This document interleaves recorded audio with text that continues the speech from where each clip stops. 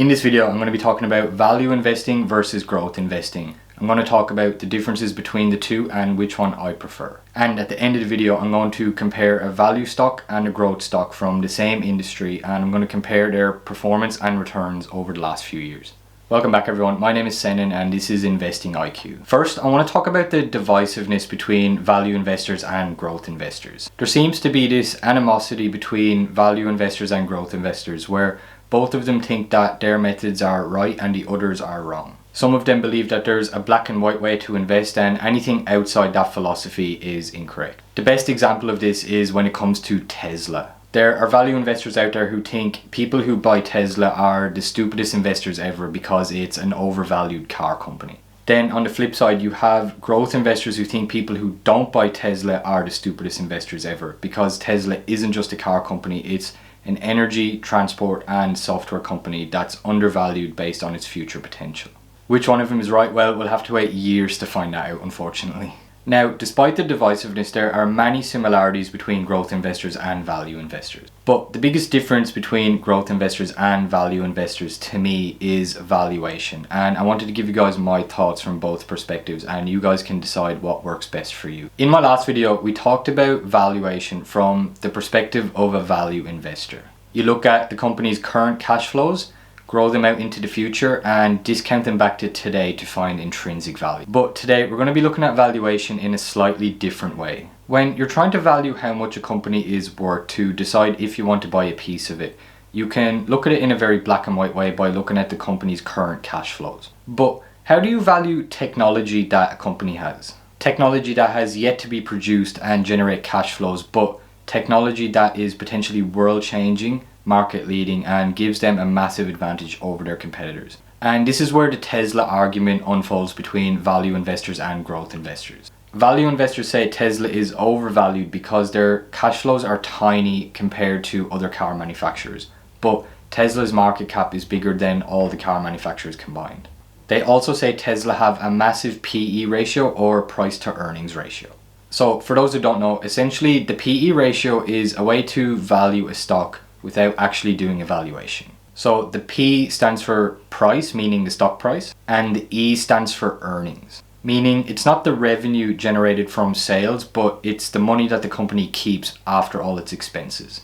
So it's the stock price divided by the EPS or earnings per share, and it's supposed to tell you whether a stock is overvalued or undervalued. And it does this by comparing how much the company costs versus how much the company makes. Now, in theory, any stock with a PE higher than 15 is overvalued and lower than 15 is undervalued. But it varies from investor to investor. Some value investors think that a PE of 30 is fine in this current market. Now, the PE ratio is a very, very easy figure to find on Yahoo Finance by simply typing in your company's name. So if we look at Tesla, we can see that their PE ratio is already calculated for us. So TTM means trailing 12 months. So over the last 12 months, Tesla's PE ratio is 572, which is unacceptable to value investors. This just means you're paying an unacceptably high price for low earnings. So with an EPS of 1, Tesla's stock price would need to be $15 to have a PE ratio of 15. So why is their PE ratio so high and why are investors happy to pay this current price for Tesla stock? What if the reason a company like Tesla or Amazon has low earnings is because they pump all of their profits back into growing the business by creating and manufacturing world-changing technology? In Tesla's case, they're creating the world's best electric vehicle, which is amazing in itself, but they're also solving autonomous driving worldwide. They're literally making self-driving cars. And we know self-driving cars are the future. They're also the world's best manufacturer of electric vehicles, and electric vehicles are the future. So how do you put a value on that? How do you value that technology? How much would you be willing to pay for that technology? That's why it's not so black and white saying Tesla is overvalued or undervalued based on their current cash flows. Because the potential cash flows that they can generate from leveraging their technological advantage can be enormous. Tesla are turning the car into a computer just like Apple did with the phone. On top of that, they're creating SUVs, semi-trucks, cybertrucks, solar roofs, and they have groundbreaking technology in manufacturing lithium-ion batteries. So on the surface, their earnings and cash flows might be low, but why is that? All the money that they make from selling cars and solar is revenue.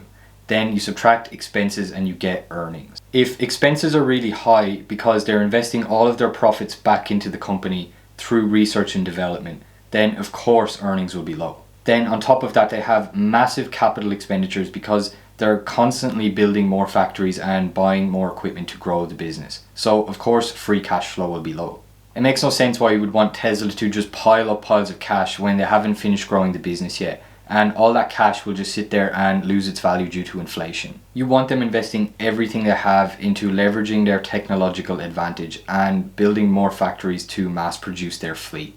So based on all that, is Tesla overvalued or undervalued? If they can execute their plan for the future, then they're going to be bigger than any company in the world, which will make them significantly undervalued at this current price, considering they have a strong balance sheet and an excellent management team. I try to value the company's story and potential just as much as the current cash flows, because current cash flows aren't everything. Revenue growth is just as important, and the PE ratio is kind of flawed when you're looking at growth companies. I mean, if we look at Amazon's PE ratio on QuickFS, go to key ratios and scroll down to find the PE ratio, we can see that their PE ratio has been massive for years, even having negative PE ratio some years, meaning that they had negative earnings. And they had negative earnings because they were spending heavily on growth and they didn't care about keeping their profits. And over the last few years, Amazon's stock price has rocketed and they're now the fourth biggest company in the world with a market cap of 1.5 trillion. So now they're able to reap the rewards of all those years of investing their profits back into growth. So all this stuff that we've been talking about, this different way of valuation, is what's known as the company's story. And to a lot of growth investors, because we are long-term investors, the company's story matters more than the company's current cash flows. Now, that's not to say that a company can have bad fundamentals. If a company is riddled with debt and they have a terrible balance sheet, it doesn't matter how good their story is, because they'll probably go bankrupt at some stage. You always have to weigh up the risks versus the rewards when looking at growth companies. Another part of the story that's really important is the CEO and the management team. After all, they're the ones leading the company, so you're betting on them just as much as you are betting on the company. Every company is trying to solve something no matter what it is. Ask yourselves, what's the likelihood that this management team will solve the problem? You need to look far into the future, and this depends on your perception of what you think the world will be like in the future or what you want the world to be like in the future. For example, I think renewable energy is the future, so I invest in renewable energy companies. I also think autonomous driving is the future, so I invest in Tesla. So although the current cash flows of companies like Toyota and Ford are much higher than Tesla right now, in the future I see that changing because of Tesla's massive advantage in autonomous driving technology, lithium-ion battery manufacturing, and EV manufacturing. Try to look far into the future and invest in the world that you want to see. When you buy shares in a company, you don't just make a bet, you own a very small part of that company, and by default you support the direction that that company is going in. That's why I personally don't invest in oil companies, because I can't get behind their story. I don't care how undervalued the stock is.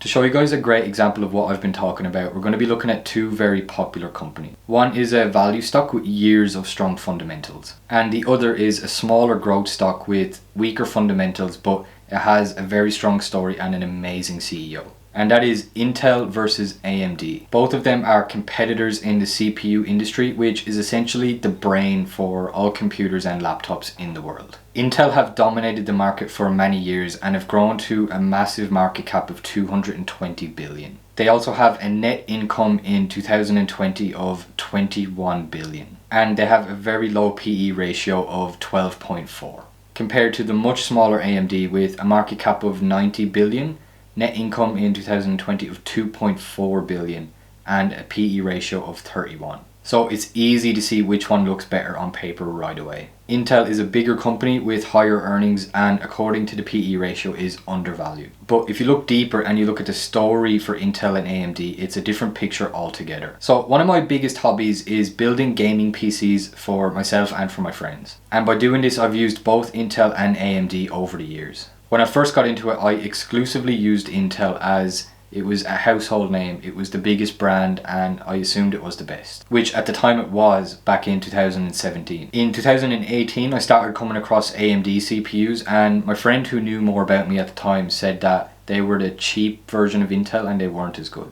One day I had a really strict budget for my PC build and I decided to go with an AMD CPU. AMD had just released their Ryzen 2000 CPUs. I read some good reviews and it was really cheap compared to Intel. And I started looking into AMD CPUs to see if other people thought the same thing. And sure enough, everybody was being blown away by the quality of AMD's new CPUs. So let me briefly explain how CPUs are manufactured for all the non-PC geeks out there. Intel and AMD build their chips on a certain size node, which was 14 nanometer. Intel for years had struggled to move from the 14 nanometer to the smaller and more powerful 10 nanometer. After I bought my Ryzen 2000, I started looking into how the AMD chips were manufactured, and that's when I discovered that they were built on 12 nanometer architecture. So they had figured out how to move from the 14 nanometer and had advanced ahead of Intel. To put this in perspective, in 2018, Intel spent 13 billion on R&D, or research and development, and AMD spent 1.3 billion on R&D. Yet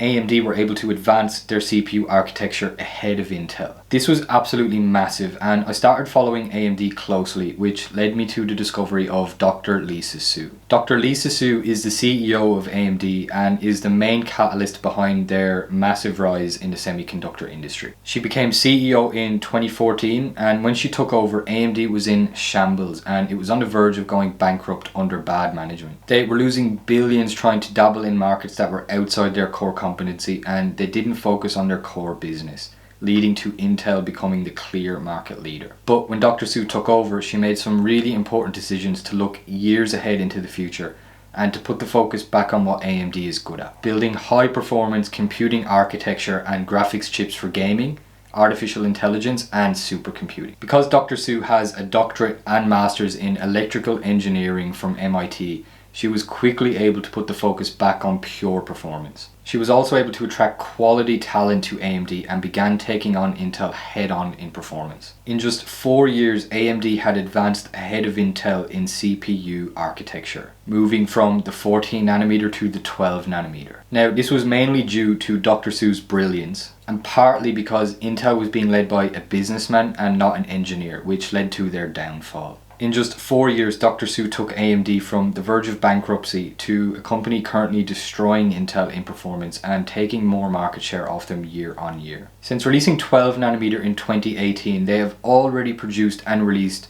2 generations of 7 nanometer processors in 2020, whereas Intel haven't even produced a working 7 nanometer chip to date. And this led to their CEO being let go in 2020. So if you look at both companies' stories, we have Intel, a chip maker being led by a businessman, missing deadlines and constantly delaying advances in their architecture, losing market share to AMD every year. And despite their enormous resources and their enormous cash piles, they lacked innovative quality to advance their architecture as fast as AMD. For AMD, we have a company that was on the verge of death being revived by their brilliant CEO, have focused their core business and have advanced past Intel in terms of performance and architecture. And each year the gap is growing as AMD release new generations of Ryzens with new and improved performance. And this is really plain when we look at some growth figures for Intel and AMD over the last 5 years. So if we look at revenue growth, Intel's average revenue growth is 7% per year, and AMD's average revenue growth is 20% per year. In operating income, Intel's grown by 11% per year, and AMD has grown its operating income by 35% per year. And finally, we'll look at the stock price performance, as at the end of the day, that is the most important figure to investors. Since 2010, so the last 11 years, Intel's average return for investors was 9% per year, whereas AMD's average annual return was 25% per year, more than double the return of Intel. So overall, do your own research and come to your own conclusions. But to me, AMD's story is much more promising than Intel. I personally believe in their plan to steal more market share from Intel and become the dominant brand in semiconductors. And I personally believe in Dr. Lisa Su leading the company and taking AMD to new heights. Intel's recent production failures have paved the way for AMD to steal more market share and grow exponentially. And that matters more to me than the PE ratio or net income. So this is my closing thoughts. I personally really like doing valuations, but it's not the only factor that matters to me. But if I'm looking at a growth company that has a really solid story, a good management team, good fundamentals, and it also happens to be undervalued, then that's just a bonus for me. I personally sit in the middle of the value versus growth debate, but in this current world we live in, I do tilt a little bit towards growth. Although each to their own, and you guys do what is right for you. Will I be right? Well, come back in 2040 and we'll see then. So that's my take on the value versus growth debate. If you enjoyed the video or if you learned something new, please consider subscribing to the channel. We just hit over 60 subscribers on the channel, and I'm so fucking grateful to all you guys who are supporting me and helping me bring out the best content possible. Thank you guys so much. I'm still a bit of a noob making videos, but I vowed to keep getting better and to always help you guys learn something new every video, and to never waste your time while you're here. If you have any requests on what you'd like to see next, please let me know in the comments and I'll make it happen. As always guys, this video is not financial advice, it's just my opinion for entertainment purposes only. If you have any questions about anything I said throughout the video, please leave them in a comment down below and I promise I will get to all of them. As always, thank you guys so much for watching and I'll see you in the next one.